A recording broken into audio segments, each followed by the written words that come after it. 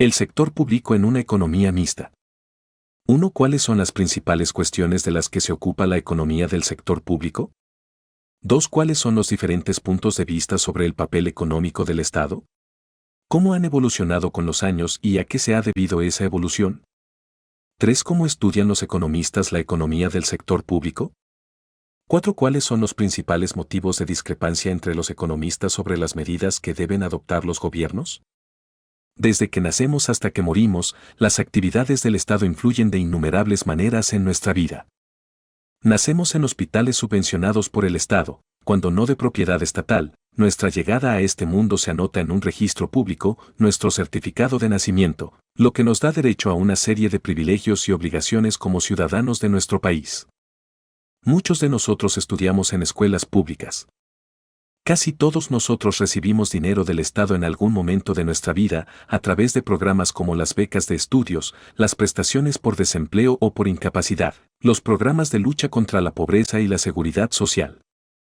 Todos nosotros pagamos impuestos al Estado, impuestos sobre las ventas, impuestos sobre consumos concretos como la gasolina, las bebidas alcohólicas, el teléfono, los viajes en avión, los perfumes y los neumáticos, impuestos sobre el patrimonio, impuestos sobre la renta y cotizaciones a la seguridad social. Una parte de la población activa trabaja para el Estado y el resto tiene unas condiciones de empleo en las que éste ejerce una gran influencia. En muchas áreas de producción, ya sean automóviles, zapatillas deportivas u ordenadores, los beneficios y las oportunidades de empleo dependen extraordinariamente de que el Estado permita a los competidores extranjeros vender bienes en nuestro país sin aranceles o contingentes. Lo que comemos y bebemos, el lugar en el que podemos vivir y el tipo de vivienda en el que podemos habitar están regulados por organismos públicos. Viajamos por carreteras públicas y en ferrocarriles estatales. Los ayuntamientos recogen nuestra basura y se ocupan de nuestro alcantarillado. El agua que bebemos es suministrada por empresas públicas.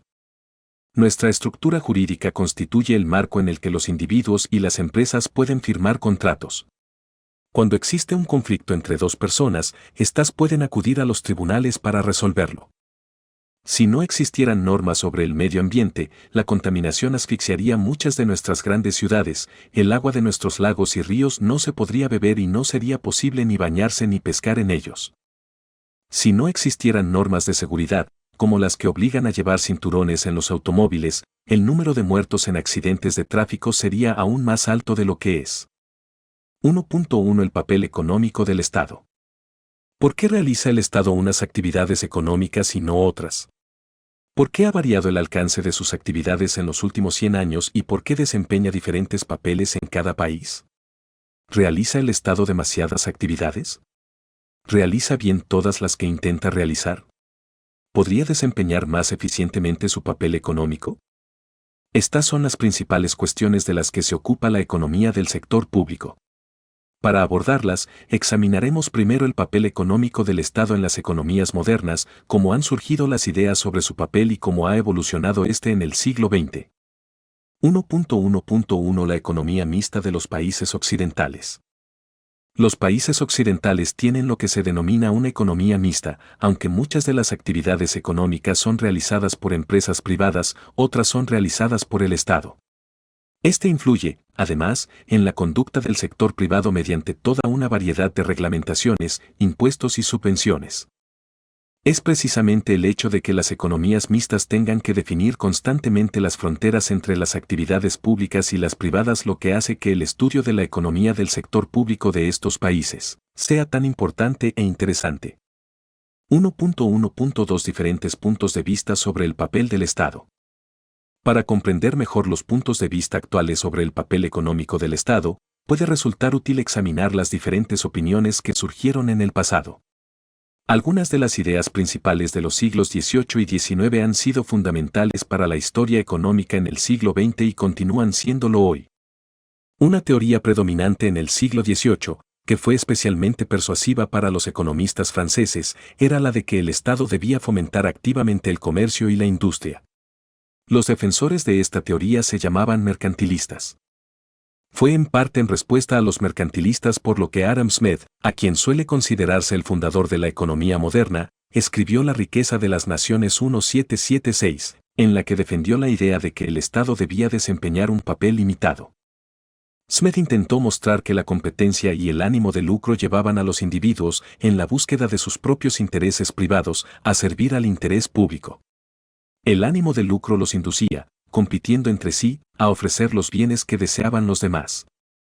Solo sobrevivían las empresas que producían lo que se deseaba y al precio más bajo posible. Smith sostenía que la economía era llevada, como por una mano invisible, a producir lo que se deseaba y de la mejor forma posible.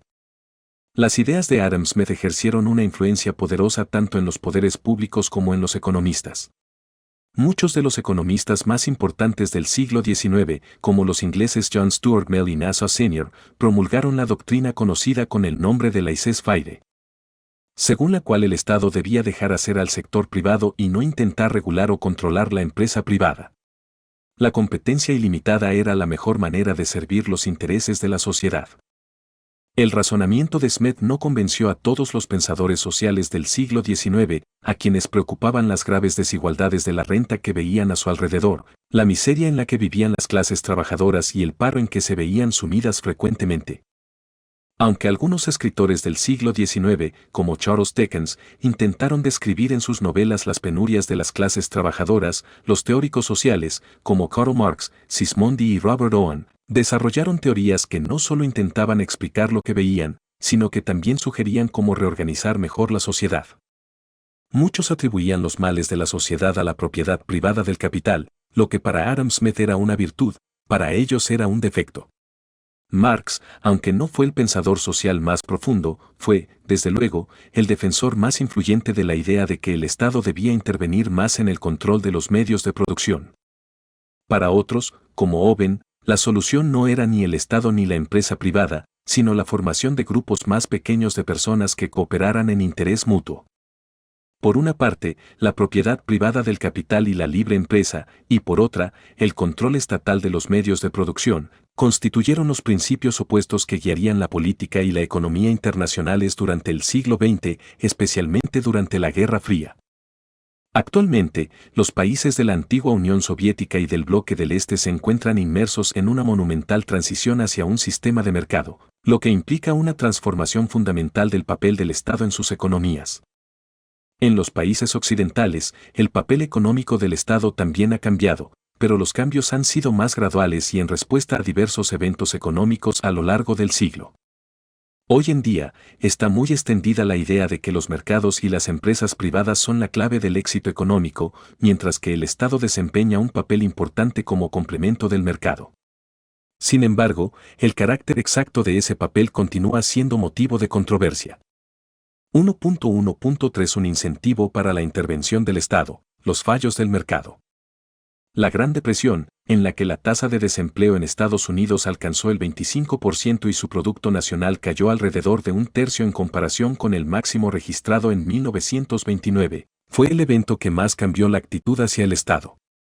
Se llegó a la conclusión, correcta, de que los mercados habían fallado claramente, lo que generó enormes presiones para que el Estado interviniera.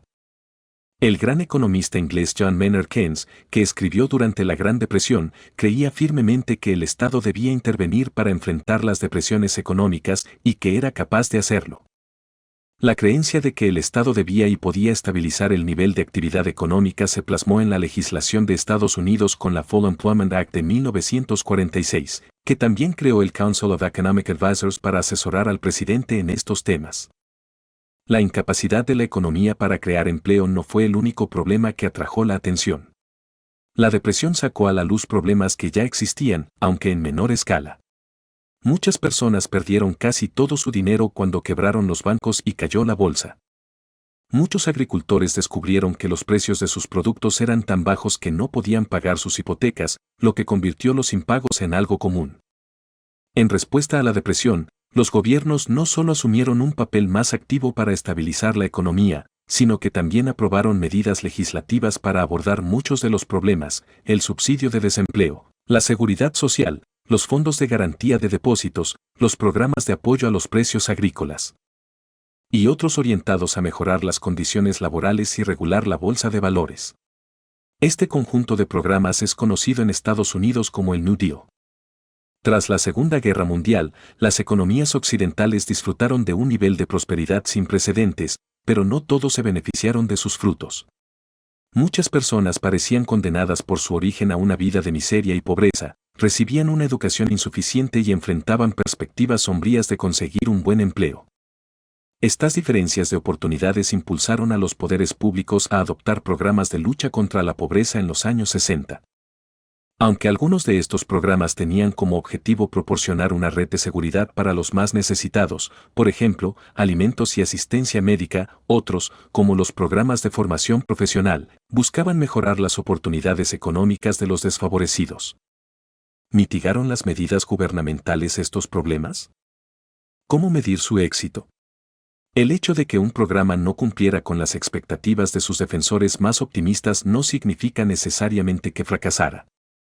Por ejemplo, en Estados Unidos, Medicare, que proporciona asistencia médica a los indigentes, logró reducir las diferencias en el acceso a la medicina entre ricos y pobres, aunque no las diferencias en esperanza de vida.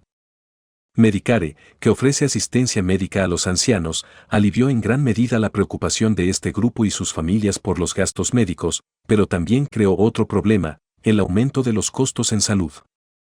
Aunque la seguridad social ha dado a los ancianos un grado de seguridad económica sin precedentes, ha enfrentado problemas financieros en muchos países occidentales, lo que genera dudas sobre si las generaciones futuras podrán disfrutar de las mismas prestaciones. 30 años después del lanzamiento de los programas de lucha contra la pobreza en Estados Unidos, la pobreza no ha sido erradicada. Tanto los críticos como los defensores de estos programas coinciden en que no basta con tener buenas intenciones. Muchos de los programas destinados a paliar las deficiencias de la economía de mercado produjeron efectos inesperados. Los programas de rehabilitación de viviendas, diseñados para mejorar la calidad de vida en los cascos antiguos de las ciudades, reemplazaron viviendas de baja calidad por otras mejores que los pobres no podían comprar, lo que los obligó a vivir en peores condiciones. El problema de las personas sin hogar se ha vuelto una preocupación creciente. Aunque algunos proyectos de integración racial en las escuelas públicas han tenido éxito, la segregación residencial ha hecho que las escuelas no estén mejor integradas que las privadas. Los programas agrícolas benefician desproporcionadamente a los grandes agricultores y no permiten la supervivencia de las pequeñas explotaciones. Las críticas a los programas de asistencia social, por fomentar la dependencia entre los beneficiarios y debilitar a las familias, llevaron a una reforma en 1996 del sistema de bienestar social. Los defensores de la intervención estatal argumentan que los críticos exageran los fallos de los programas públicos y sostienen que la lección no es que el Estado deba dejar de intentar resolver los grandes problemas sociales y económicos, sino que debe diseñar con mayor cuidado sus políticas públicas. El control de los alquileres, estudio de un fallo del Estado. Después de la Segunda Guerra Mundial y la Gran Depresión, Nueva York experimentó una escasez de viviendas. La oferta no creció al mismo ritmo que la demanda, lo que provocó una subida de precios, tal como predice la teoría económica. Sin embargo, la respuesta política ignoró estas fuerzas subyacentes. Cuando los legisladores aprobaron una ley de control de alquileres, no previeron todas sus consecuencias. No tomaron en cuenta que los propietarios podían buscar mejores oportunidades de inversión si la rentabilidad en el sector de la vivienda disminuía. Como resultado, la oferta de viviendas de alquiler se redujo y la calidad de los servicios prestados por los propietarios empeoró. Aunque el ayuntamiento intentó controlar la situación con más normativas, estas solo lograron agravar la disminución de la oferta. Finalmente, el ayuntamiento derogó la ley de control de alquileres para viviendas nuevas, aunque muchos edificios antiguos todavía están sujetos a esta regulación. 1.1.4 Los fallos de la intervención del Estado. Aunque los fallos del mercado impulsaron a los países occidentales a adoptar los grandes programas públicos de los años 30 a los 60, en los 70 y en los 80 las deficiencias de estos programas indujeron a los economistas y politólogos a investigar los fallos del Estado. ¿En qué condiciones no funciona bien el Estado? ¿Fueron meros accidentes los fracasos de los programas públicos o un resultado predecible de las características inherentes de las actividades del Estado? ¿Pueden extraerse consecuencias para la elaboración de los programas futuros? Son 4 las causas de la incapacidad sistemática del Estado para cumplir los objetivos formulados: su reducida información, su limitado conocimiento de las respuestas privadas a sus intervenciones, su limitado control de la burocracia y las limitaciones impuestas por los procesos políticos. Información limitada. Muchas medidas tienen consecuencias complejas y difíciles de prever. Cuando el gobierno de Estados Unidos adoptó el programa de asistencia sanitaria, no previó el vertiginoso aumento de los gastos sanitarios. Muchas veces los gobiernos no disponen de la información necesaria para tomar decisiones. Por ejemplo, es posible que muchos estén de acuerdo en que el Estado debe ayudar a los incapacitados, pero que los que pueden trabajar no deben vivir a su costa. Sin embargo, la información limitada del Estado puede impedirle distinguir entre los que están verdaderamente incapacitados y los que lo simulan. Control limitado de las empresas privadas. El Estado no controla totalmente las consecuencias de sus intervenciones.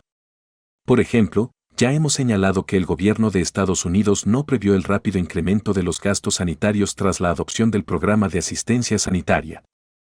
Una de las razones es que no controlaba directamente el nivel total de gastos.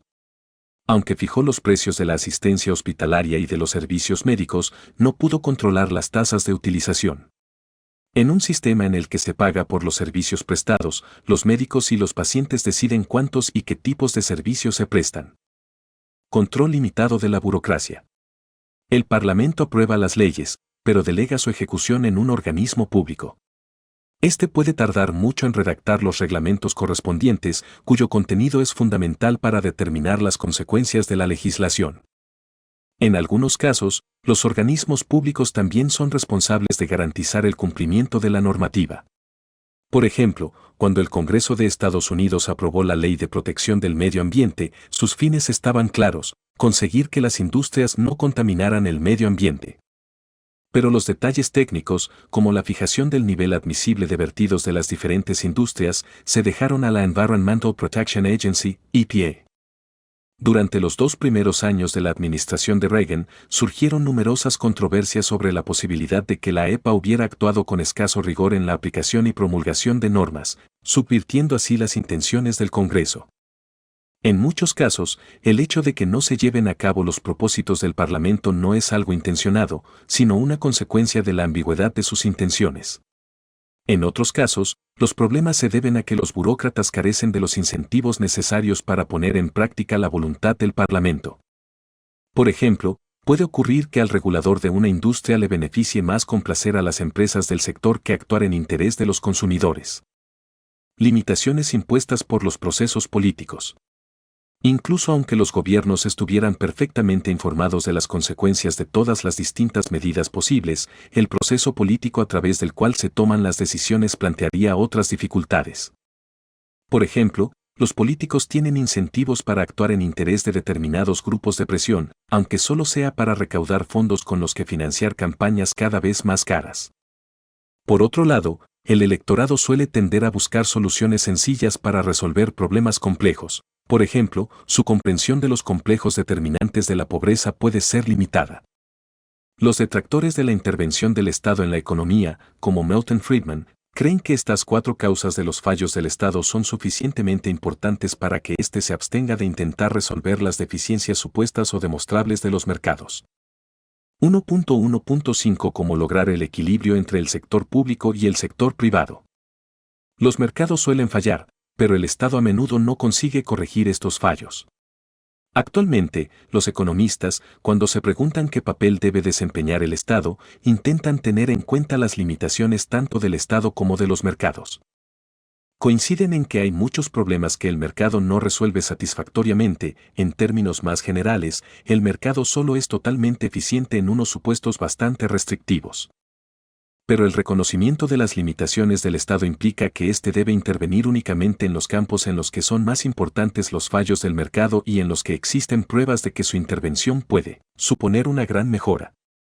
Hoy, entre los economistas de los países occidentales predomina la idea de que una intervención limitada del Estado puede paliar, pero no resolver, los problemas más graves.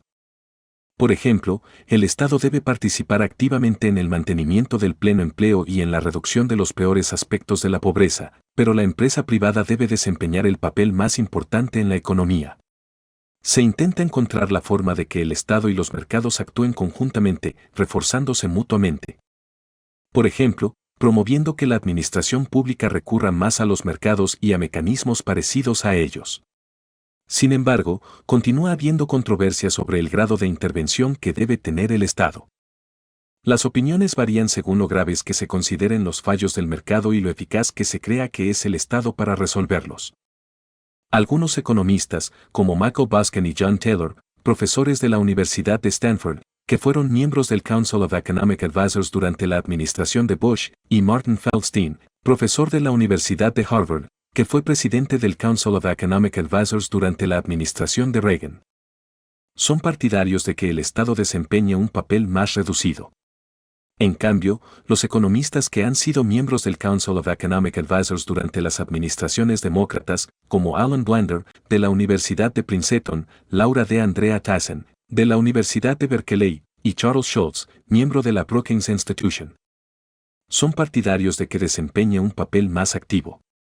La economía mixta. Los países occidentales tienen una economía mixta en la que tanto el sector público como el sector privado desempeñan un papel importante. El papel que desempeña el Estado y las opiniones sobre cuál debería desempeñar han variado mucho con el paso del tiempo. Una importante razón para que el Estado realice determinadas actividades son los fallos que tiene o que se cree que tiene el mercado. Cada vez se reconocen más las limitaciones del Estado, los fallos del Estado, así como los fallos del mercado, que se deben a la información limitada, el control limitado de las respuestas del mercado privado, el control limitado de la burocracia, las limitaciones impuestas por el proceso político. 1.1.6 El nuevo consenso.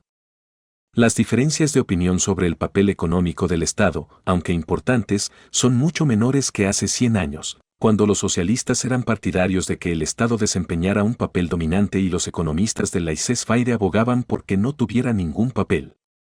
La visión actual del papel del Estado se ha traducido en dos iniciativas, la liberalización y la privatización.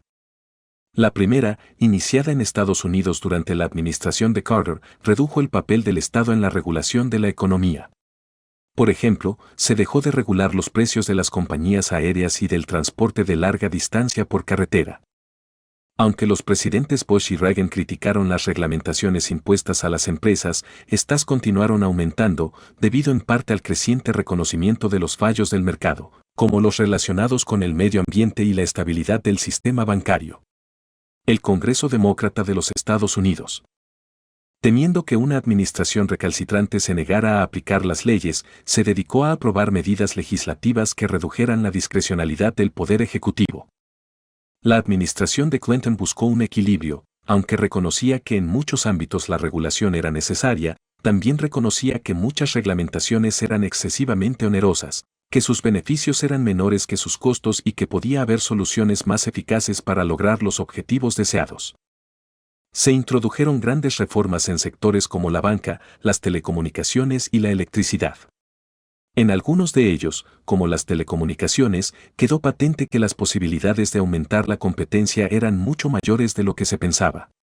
También se introdujeron reformas parecidas en todo el mundo.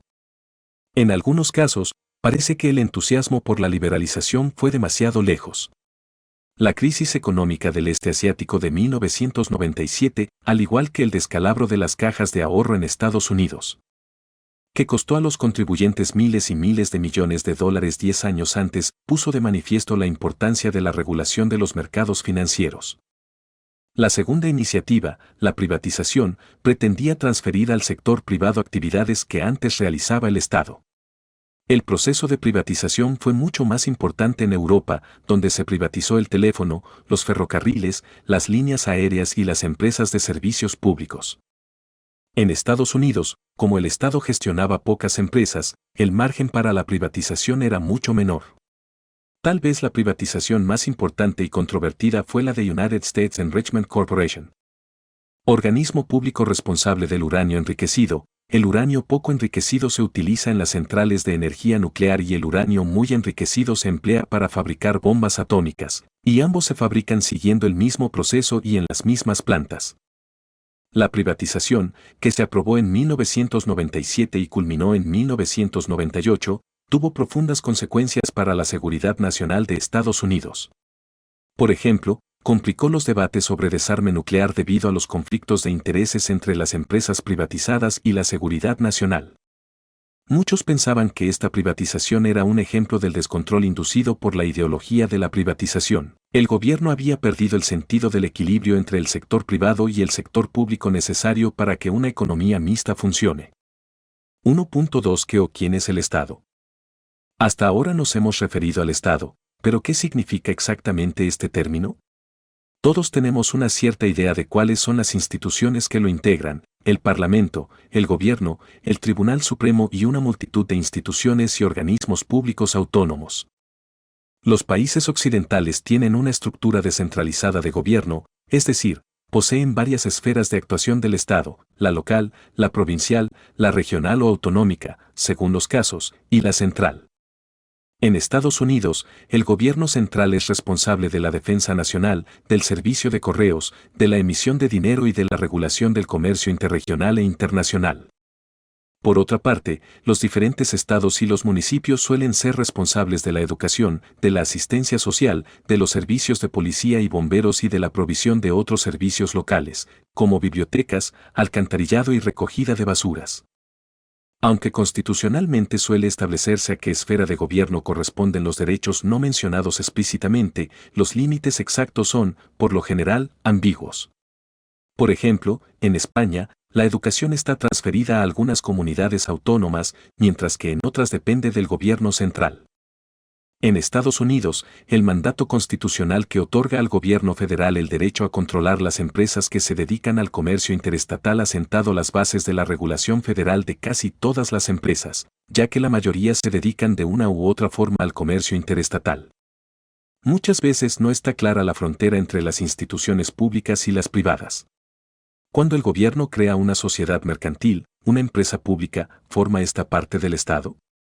Por ejemplo, Iberia, que fue constituida por el gobierno español para cubrir el servicio aéreo, recibe subvenciones del Estado, pero, por lo demás, funciona como una empresa privada.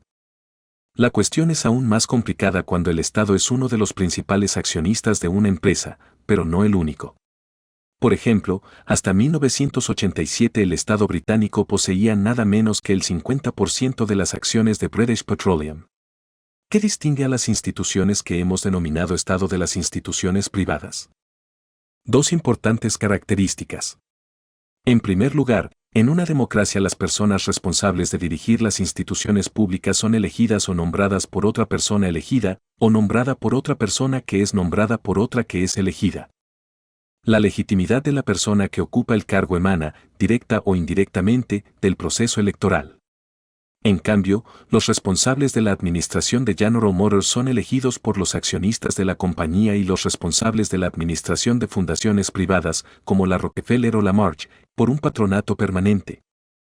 En segundo lugar, el Estado posee determinados derechos de coerción de los que carecen las instituciones privadas.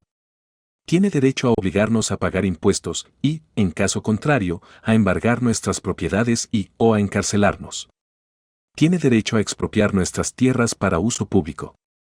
Las instituciones privadas y los particulares no solo carecen de estos derechos, sino que, además, el Estado restringe el derecho de los individuos a conferir a otros poderes de coerción similares. Por ejemplo, el Estado no permite venderse como esclavo. En cambio, todos los intercambios entre particulares han de ser voluntarios. Aunque una persona necesite el solar de otra para construir un edificio de oficinas, no puede obligar a ésta a vendérselo.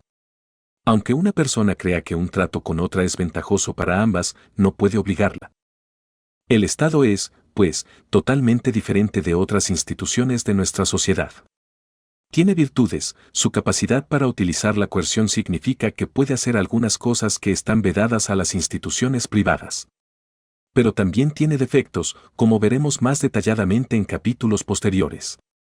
Comprender estas virtudes y defectos es esencial para averiguar qué papel debe desempeñar el Estado en nuestra economía mixta y cómo puede cumplirlo más eficazmente. 3. ¿Para quién debe producirse? La cuestión de la distribución. Las decisiones gubernamentales sobre los impuestos o sobre los programas de asistencia social determinan la cantidad de renta que le queda a cada individuo para sus gastos. Del mismo modo, el Estado debe decidir qué bienes públicos van a producirse. Unos grupos se beneficiarán de la producción de unos, otros, de la producción de otros. 4. ¿Cómo se toman las decisiones? En el sector público, se toman colectivamente. Las decisiones colectivas son las que debe tomar la sociedad conjuntamente, por ejemplo, las que se refieren a su estructura jurídica, al tamaño del ejército, a su gasto en otros bienes públicos, etc. Los manuales de economía que no se ocupan de la economía del sector público analizan cómo los individuos toman sus decisiones relacionadas con el consumo, cómo las empresas toman sus decisiones relacionadas con la producción y cómo funciona el sistema de precios para garantizar que las empresas produzcan los bienes que demandan los consumidores. Las decisiones colectivas son mucho más complicadas, ya que los individuos suelen tener opiniones diferentes sobre lo que es deseable. Después de todo, lo mismo que a unos les gusta el helado de chocolate y a otros el de vainilla, unos sacan más provecho que otros de los parques públicos.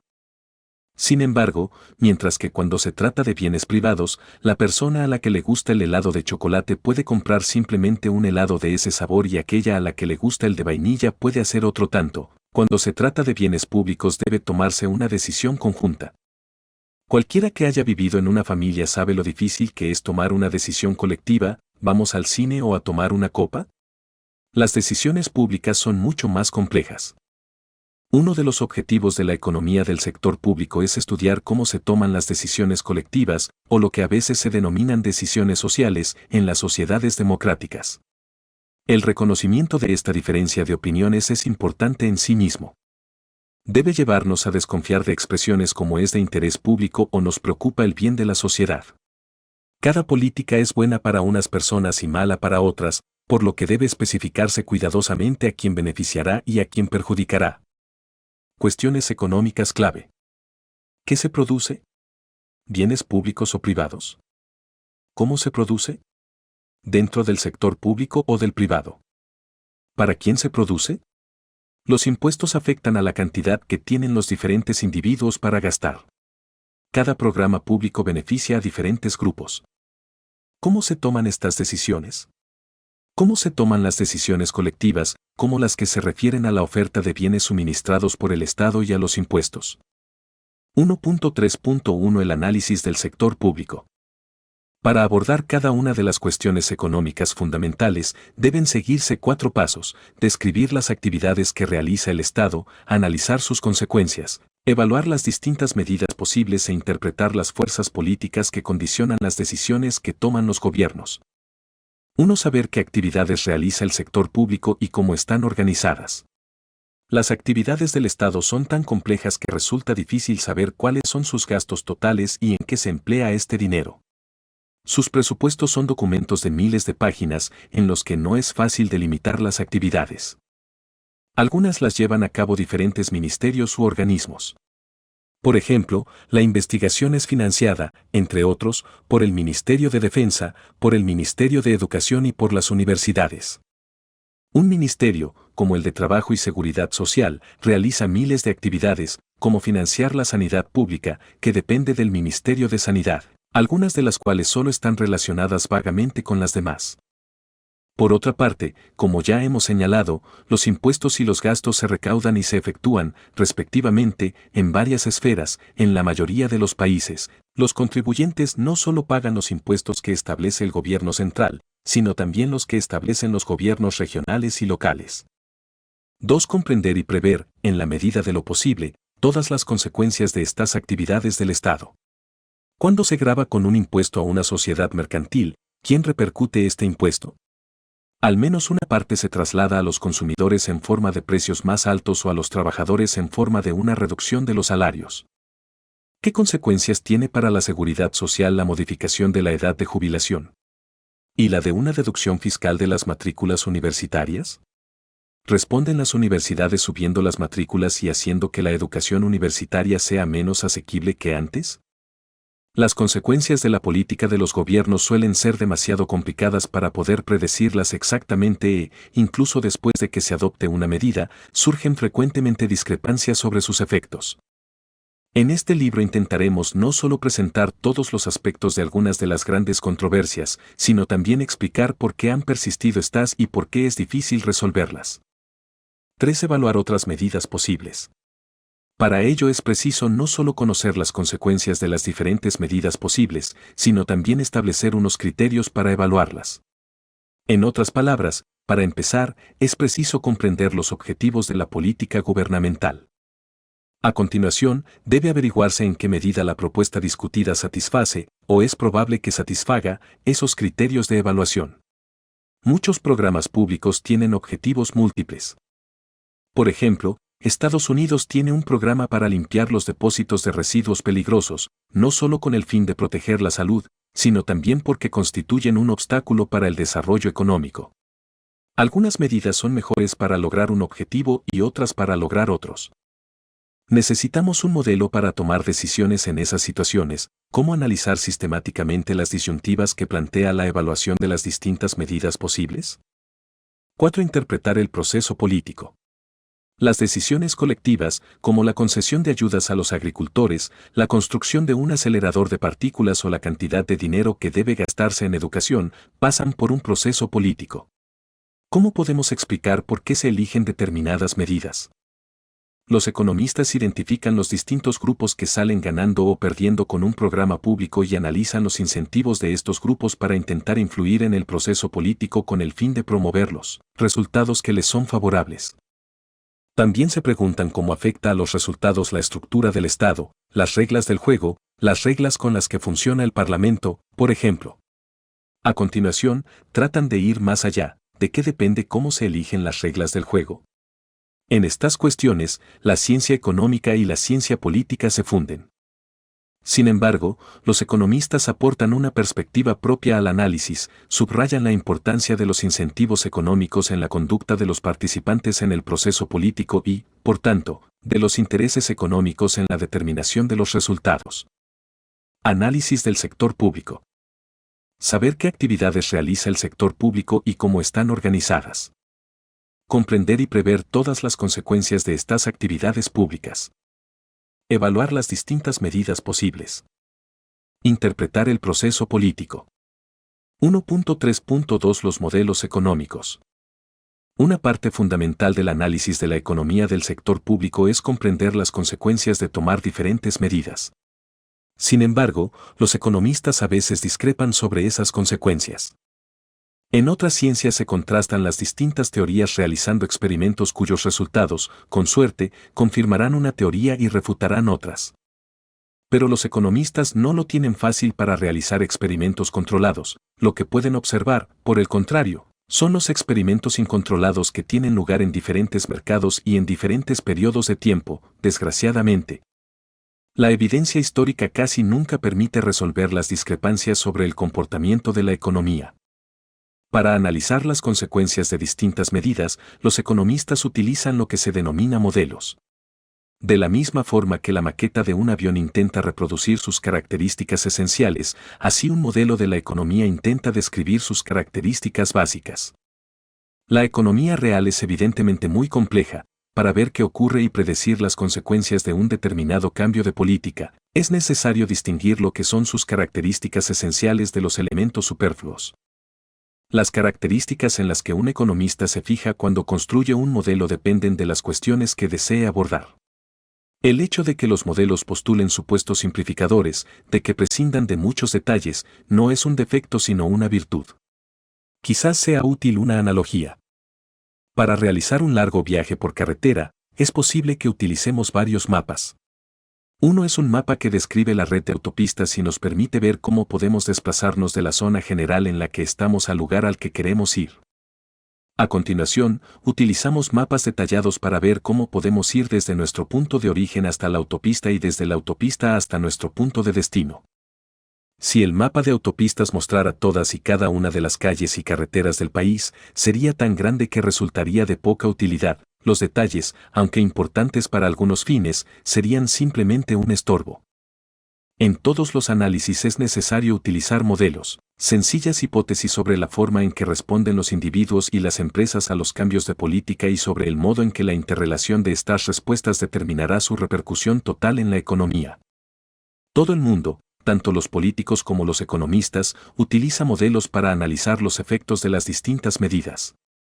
La diferencia estriba en que los economistas intentan formular explícitamente sus supuestos y asegurarse de que son coherentes entre sí y con los datos de que se dispone. 1.3.3 Economía normativa y economía positiva. En sus análisis, los economistas también tratan de identificar los aspectos de su análisis influenciados por los juicios de valor. Cuando describen la economía y construyen modelos que predicen cómo cambiará esta o cuáles serán los efectos de distintas medidas, realizan lo que se denomina un análisis positivo. Cuando intentan evaluar las diversas medidas, sopesando los distintos beneficios y costes, realizan lo que se llama un análisis normativo. Un análisis positivo se ocupa de lo que es, de describir cómo funciona la economía. Un análisis normativo se ocupa de lo que debería ser, de hacer juicios de valor sobre la conveniencia de los distintos cursos de acción. El análisis normativo utiliza el análisis positivo. No podemos valorar la conveniencia de una medida si no tenemos una idea clara de cuáles son sus consecuencias. Un buen análisis normativo también trata de indicar explícitamente los valores u objetivos. Trata de expresar sus conclusiones diciendo, si estos son los objetivos, esta es la mejor política posible. Consideremos los aspectos positivos y normativos de la propuesta de establecer un impuesto de €1 sobre la cerveza. El análisis positivo describiría la repercusión del impuesto en el precio de la cerveza, ¿subiría este en €1 o absorberían los fabricantes una parte de la subida del precio? Partiendo de este análisis, los economistas intentarán predecir cuánto disminuiría el consumo de cerveza e indicarán a quienes afectaría el impuesto. Por ejemplo, podrían observar que, como las personas de renta más baja gastan una parte mayor de sus ingresos en cerveza, el impuesto les afectaría proporcionalmente más. Es posible también que ciertos estudios hayan indicado que existe una relación sistemática entre la cantidad de cerveza consumida y los accidentes de tráfico. Utilizando esta información, los economistas podrían intentar estimar cómo afectaría el impuesto sobre la cerveza al número de accidentes. Estos son los pasos en la descripción de las consecuencias del impuesto sin hacer juicios de valor. Sin embargo, al final la cuestión es saber si debe adoptarse el impuesto. Se trata de una cuestión normativa y, para darle respuesta, los economistas sopesarán los beneficios proporcionados por los mayores ingresos fiscales, las distorsiones que introduce en el consumo. Lo injusto que es el hecho de que las personas de renta más baja soporten una parte proporcionalmente mayor del impuesto y las vidas que se salvan en la carretera. Finalmente, para evaluar la conveniencia del impuesto, los economistas también querrán compararlo con otras formas de recaudar una cantidad similar de ingresos. Este ejemplo es característico de muchas de las situaciones con que nos encontramos en el análisis de la política económica. A través del análisis económico positivo, identificamos algunas de las personas que salen ganando, las carreteras son más seguras, y algunas de las que salen perdiendo, los consumidores que pagan precios más altos, los fabricantes que reciben menos beneficios y los trabajadores que pierden su empleo. La economía normativa se ocupa de elaborar procedimientos sistemáticos con los cuales comparar las ganancias de los que salen ganando con las pérdidas de los que salen perdiendo y emitir un juicio de valor global sobre la conveniencia de la propuesta. La distinción entre las afirmaciones normativas y las positivas surge no solo cuando se analizan cambios concretos de política, sino también cuando se analizan los procesos políticos. Por ejemplo, a los economistas les interesa analizar las consecuencias del sistema de votación por mayoría existente en los países occidentales. Un importante grupo de economistas, encabezados por el premio Nobel James Buchanan, profesor de la Universidad de George Mason, se ha dedicado a describir la influencia de los procesos políticos en las decisiones sociales. De ahí que estos economistas se conozcan a menudo como la escuela de la elección social. ¿Qué ocurriría, en lo que se refiere a los tipos o niveles de tributación o de gasto, o al ritmo con que cambiaran estos en respuesta a los cambios de las circunstancias, si se necesitara una mayoría de 2/3 para aumentar el gasto público? ¿Qué pasaría si se subiera el sueldo de los políticos? ¿Y si se limitaran las aportaciones de particulares a las campañas políticas? ¿O si se limitara el gasto en las campañas electorales o se adoptaran otras muchas propuestas para reformar su financiación? ¿Y si se limitara la ayuda del Estado para las campañas electorales? Pero los economistas también se ocupan de evaluar los distintos procesos políticos. ¿Son unos mejores que otros en algunos aspectos? ¿Tienen más probabilidades de producir decisiones coherentes? ¿Tienen unos más probabilidades que otros de generar resultados equitativos o eficientes? Los 3 brazos de Musgrave. Richard Musgrave, uno de los grandes hacendistas del siglo XX, pensaba que el Estado tenía 3 brazos económicos. El primero era el brazo de la estabilización, Su cometido era conseguir que la economía permaneciera en el nivel de pleno empleo con unos precios estables. La forma en que debía hacerse era el tema principal de los cursos de macroeconomía. El segundo era el brazo de la asignación. El Estado intervenía en la forma en que la economía asignaba sus recursos, tanto directamente comprando bienes como defensa y educación, como indirectamente, por medio de impuestos y de subvenciones, que fomentaban unas actividades y reducían los incentivos para realizar otras. El tercero, el brazo de la distribución, se ocupaba de la forma en que los bienes producidos por la sociedad se distribuyen entre sus miembros. Este brazo trataba cuestiones como la equidad y la disyuntiva equidad-eficiencia. La economía del sector público centra la atención en los dos últimos brazos, aunque estas cuestiones también surgen en otros cursos de economía, como los que tratan de la regulación. Actualmente, reconocemos que las tres actividades del Estado están relacionadas y no pueden compartimentarse de la forma que imaginábamos grave. Aún así, sus tres brazos son útiles para examinar la multitud de actividades que realiza el Estado. 1.4 Discrepancias entre economistas. La unanimidad es rara en las cuestiones esenciales de la política económica. Algunos piensan que el sistema actual de pensiones es bueno, otros creen lo contrario. Algunos piensan que el impuesto sobre la renta debe ser más progresivo, es decir, que los ricos deben pagar un porcentaje más alto de su renta en impuestos y los pobres deben pagar uno más bajo. Otros piensan que debe ser menos progresivo. Algunos están de acuerdo con la reciente decisión en Estados Unidos de permitir deducir de los impuestos las matrículas universitarias. Otros creen que el dinero podría gastarse en otras cosas mejores y más eficaces para dar educación a los pobres. Algunos creen que las ganancias de capital deben gravarse como cualquier otra renta, otros piensan que deben recibir un trato preferencial. Uno de los objetivos básicos del análisis de la intervención del Estado es identificar los motivos de las discrepancias. Estas surgen en dos grandes áreas. Los economistas discrepan sobre las consecuencias de las medidas, sobre el análisis positivo, y sobre los valores, sobre el análisis normativo. 1.4.1 Diferencias de opinión sobre el comportamiento de la economía. Como hemos visto, lo primero que se preguntan los economistas cuando analizan una política es cuáles son sus consecuencias. Para responder a esta pregunta, tienen que predecir cómo reaccionarán los hogares y las empresas. En 1696, Inglaterra estableció un impuesto sobre las ventanas en el marco de la Ley Act of Making Good the Deficiency of the Clipped Money. En aquella época, las ventanas eran un bien de lujo, por lo que las viviendas de los ricos tenían más ventanas que las de los pobres. El impuesto sobre las ventanas podría concebirse como un sustituto aproximado del impuesto sobre la renta, que el gobierno no tenía potestad para imponer. Este debió haberse preguntado cuánto valoraba la gente el hecho de que entrara luz en su casa. Cabía imaginar un debate entre los consejeros del rey sobre qué proporción de la población valoraba tan poco la luz que, en lugar de pagar el impuesto, intentaría sobrevivir en una casa sin ventanas.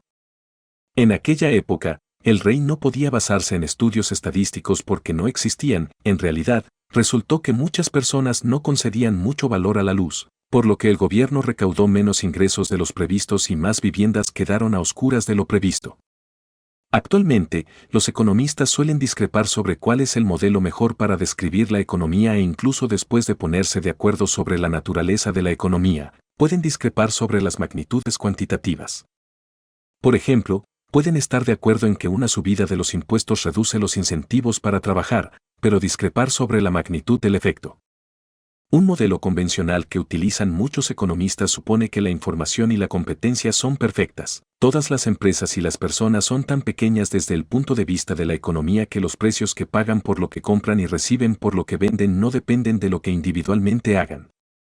Aunque la mayoría de los economistas reconoce que la información y la competencia son imperfectas, algunos creen que el modelo de la información y la competencia perfectas constituye una representación de la realidad suficientemente aproximada para que sea útil. Otros creen que, al menos para algunos fines, como el análisis del mercado sanitario, las desviaciones son grandes y que toda política debería basarse en modelos que tuvieran en cuenta explícitamente la imperfección de la información y la competencia. No podemos aquí resolver estas discrepancias, pero sí mostrar cómo y cuándo los diferentes puntos de vista llevan a conclusiones distintas. Incluso cuando los economistas están de acuerdo sobre el tipo de respuesta que provocará una determinada política, pueden discrepar sobre su magnitud. Esta fue una de las causas de la controversia sobre las consecuencias de las propuestas que realizó el presidente Clinton en 1993 para reformar la asistencia sanitaria. La mayoría de los economistas creía que proporcionando un seguro médico a más personas, algunas que antes no tenían seguro consumirían más asistencia sanitaria. Uno de los motivos del programa era que muchas de las personas que carecían de seguro médico estaban recibiendo atención insuficiente. Pero había discrepancias sobre el grado en que aumentaría el consumo. El coste del programa dependía de la respuesta a esta cuestión. Aunque una de las preocupaciones fundamentales de la economía moderna es averiguar la magnitud de la respuesta, por ejemplo, de la inversión a los incentivos fiscales, del consumo a la modificación de los tipos del impuesto sobre la renta, del ahorro a la subida del tipo de interés, etc. Es lamentable que algunos estudios, que utilizan diferentes datos y diferentes técnicas estadísticas, lleguen a conclusiones distintas. Quizás se resuelvan algunas de estas discrepancias a medida que los economistas obtengan más datos y desarrollen mejores técnicas para analizar los pocos existentes. 1.4.2 Discrepancias sobre los valores. Aunque las dos causas anteriores de las discrepancias, relativas al mejor modelo para describir la economía y a sus consecuencias cuantitativas, como la magnitud de la respuesta del ahorro a los tipos de interés, surgen en el marco del análisis positivo, la causa última de las discrepancias se encuentra en el análisis normativo. Aun cuando todo el mundo esté de acuerdo con todas las consecuencias de una política, puede haber discrepancias sobre su conveniencia. Como ya se ha señalado, a menudo se plantean disyuntivas, una política puede aumentar el Producto Nacional, pero también la desigualdad, puede elevar el empleo, pero también la inflación, puede beneficiar a un grupo, pero perjudicar a otro. En otras palabras, cualquier política puede tener consecuencias positivas y consecuencias negativas. Cada persona puede valorar estas consecuencias de forma distinta, algunas conceden más importancia a la estabilidad de los precios que al paro y otras conceden más importancia al crecimiento que a la desigualdad. En la cuestión de los valores no existe mayor unanimidad entre los economistas que entre los filósofos. En este libro presentaremos algunas de las principales ideas y evaluaremos algunas de las críticas que se han formulado contra ellas. Repaso y prácticas. Resumen. En las economías mixtas, como las occidentales, la actividad económica es llevada a cabo tanto por la empresa privada como por el Estado. Desde los tiempos de Adam Smith, la teoría económica ha puesto el énfasis en los mercados privados como proveedores eficientes de bienes. Sin embargo, los economistas y otros pensadores se han dado cuenta de las importantes limitaciones de la capacidad del sector privado para generar resultados eficientes y satisfacer ciertas necesidades sociales básicas. El intento de corregir estos fallos ha aumentado el papel del Estado en la economía de mercado. Sin embargo, el Estado no es necesariamente la solución para resolver los fallos del sector privado. El fracaso de muchos programas públicos puede atribuirse a 4 factores. A. Las consecuencias de las acciones del Estado son complejas y difíciles de prever. B. El Estado solo tiene un reducido control sobre estas consecuencias. C. Los legisladores solo tienen un control limitado sobre la aplicación de los programas gubernamentales. D. Los políticos pueden favorecer intereses privados especiales. En términos más generales, los procesos políticos son complejos y no tienen por qué generar unos resultados eficientes. Los países occidentales tienen una estructura hasta cierto punto descentralizada de gobierno, en la que determinadas actividades son principalmente responsabilidad de los gobiernos regionales y municipales, como la educación y la recogida de basuras, y otras del gobierno central, como la defensa. La economía es el estudio de la escasez y de cómo se asignan los recursos a los diferentes usos. La economía del sector público centra la atención en las elecciones entre el sector público y el privado y en las elecciones dentro del propio sector público. Se ocupa de 4 cuestiones básicas: qué se produce, cómo se produce, para quién se produce y los procesos mediante los cuales se toman estas decisiones. La economía positiva, cuando estudia el sector público, analiza el alcance de las actividades del Estado y las consecuencias de las diferentes medidas gubernamentales. La economía normativa intenta evaluar las diferentes medidas que podrían adoptarse. Las discrepancias sobre la conveniencia de cada política se deben a discrepancias sobre los supuestos que deben postularse para describir la economía, como su verdadero nivel de competitividad, a discrepancias sobre el grado en que la economía responderá a las iniciativas de los gobiernos y a discrepancias sobre los valores. Conceptos clave: economía mixta, mercantilistas, Laissez-faire Full Employment Act de 1946, liberalización. Curva de posibilidades de producción, modelos económicos, economía normativa, economía positiva. Preguntas y problemas. Considere el siguiente análisis de un programa hipotético de ayuda a los agricultores. A. El objetivo de este programa agrícola es garantizar que todos los agricultores tengan un nivel de vida razonable, asegurando que perciban precios justos por sus productos. Tan injusto es que los agricultores produzcan a precios demasiado bajos como que los trabajadores trabajen a cambio de unos salarios demasiado bajos. B. Este programa agrícola ha sido un fracaso. Los beneficios que proporciona el sostenimiento de los precios van a parar, en gran parte, a los grandes agricultores, debido a que producen más. Muchos agricultores siguen teniendo rentas inferiores al umbral de pobreza. Los elevados precios han provocado un incremento de la producción, lo que ha acarreado unos elevados costes para el Estado. La limitación del número de hectáreas solo ha surtido un efecto reducido, ya que los agricultores han conservado sus mejores tierras. La concesión de ayudas directas a los agricultores sería preferible al programa de apoyo a los precios. ¿Qué afirmaciones de este análisis son normativas y cuáles son positivas? El hecho de que el lector discrepe de una afirmación normativa o de que crea que una determinada afirmación positiva es inexacta no altera el carácter de la afirmación. Identifique las causas de las discrepancias. A. ¿Se deben a la existencia de divergencias sobre los valores y los objetivos? B. ¿A la existencia de divergencias sobre la percepción de la naturaleza de la economía? C. ¿A que una de las partes del debate, o la otra, no tiene en cuenta todas las consecuencias de las medidas del gobierno? Identifique una o más de las consecuencias no intencionadas de cada uno de los siguientes programas. A. El control de los alquileres. B. Los salarios mínimos. C. La asistencia sanitaria gratuita a los ancianos. D. La construcción de autopistas para mejorar la comunicación entre los barrios periféricos y la ciudad. E. La integración racial obligatoria en las escuelas. F. El sostenimiento de los precios agrícolas. G. La reducción del límite de velocidad a 100 km por hora para ahorrar gasolina. H. La extensión del seguro médico a los niños que actualmente no están suficientemente asegurados. I. La prohibición de los anuncios publicitarios de cigarrillos. Pista. Considere las consecuencias del aumento de los años de vida para el sistema de seguridad social. J. La elaboración de unas normas nacionales para las escuelas. En Estados Unidos ha surgido una gran preocupación por la posibilidad de que la seguridad social, pensiones de jubilación, viudedad, etc., no esté financiándose debidamente, con las tasas de natalidad y de mortalidad previstas y el aumento de la recaudación de las cotizaciones a la seguridad social. El nivel de prestaciones existentes solo puede mantenerse subiendo los tipos impositivos.